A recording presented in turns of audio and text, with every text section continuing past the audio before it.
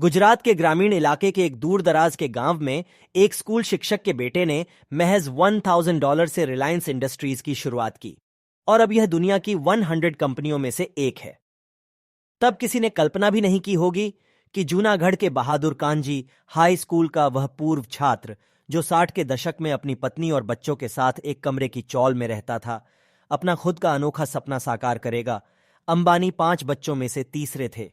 उनका जन्म एक गांव के स्कूल अध्यापक और उनकी पत्नी के घर हुआ और उनका पालन पोषण एक साधारण साधन वाले परिवार में हुआ।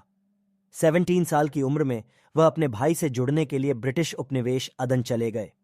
उन्होंने अपना करियर ए बेसे एंड कंपनी में एक क्लर्क के रूप में शुरू किया, जो 1950 के दशक में स्वेज के पूर्व में सबसे बड़ी अंतर महाद्वीपीय व्यापारिक फर्म थी। वहां उन्होंने व्यापार, लेखांकन और अन्य व्यावसायिक कौशल सीखे।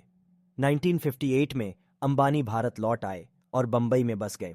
अंबानी ने 1950 के दशक के अंत में अपने नए उद्यम रिलायंस कमर्शियल कॉरपोरेशन को नाम देते हुए मसालों का कारोबार शुरू किया।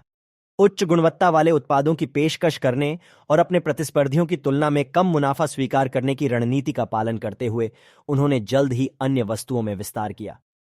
उनका व्यवसाय तेजी से बढ़ा। यह निर्णय लेने के बाद कि निगम वस्तुओं के मामले में जितना आगे जा सकता था गया है, अंबानी ने अपना ध्यान सिंथेटिक वस्त्रों की ओर लगाया। उन्होंने 1966 में पहली रिलायंस कपड़ा मिल के उद्घाटन के साथ पिछड़े एकीकरण में अपना पहला कदम रखा। पिछड़े एकीकरण और विविधीकरण की नीति को जारी रखते हुए उन्होंने धीरे धीरे रिलायंस को पेट्रोकेमिकल्स दिग्गज के रूप में आकार दिया और बाद में कंपनी के व्यवसायों में प्लास्टिक और बिजली उत्पादन को जोड़ा।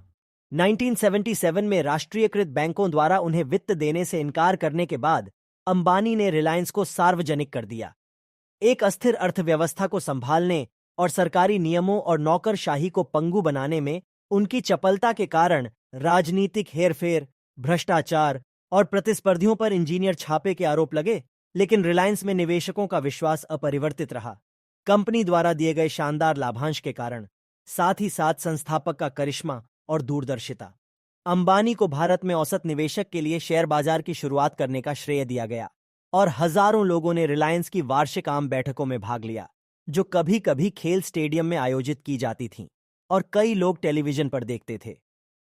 1980 के दशक के मध्य में अंबानी ने कंपनी का दैनिक कामकाज अपने बेटों मुकेश अंबानी और अनिल अंबानी को सौंप दिया, लेकिन 2002 में अपनी मृत्यु से कुछ समय पहले तक उन्होंने कंपनी की देखरेख जारी रखी।